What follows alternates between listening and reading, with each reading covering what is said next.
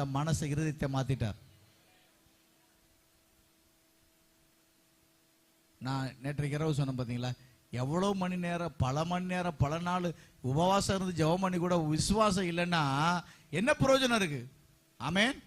நம்ம ஜெபிக்க ஜெபிக்க நமக்கு விசுவாசம் கூடணும், பெருகணும். புரியுதுங்களா?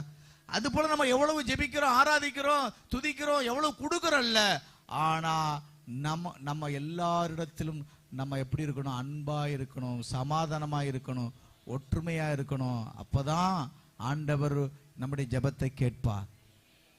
பாருங்க, 20 வருஷம் பழியை தீர்க்க அண்ணன் வர்றான். அதோடு அவன் அடியாட்களோடு கூட வர்றான், தன் சொந்த சகோதரனை கொலை செய்யறதுக்கு, காலி பண்றதுக்கு. ஆமென்.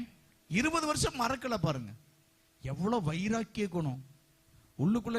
பாருங்க 20 வருஷமா அந்த கசப்பு இருந்துகிட்டே இருந்திருக்கு. பாருங்க 20 வருஷமா நமக்குள்ள அந்த கசப்பு இருக்கா?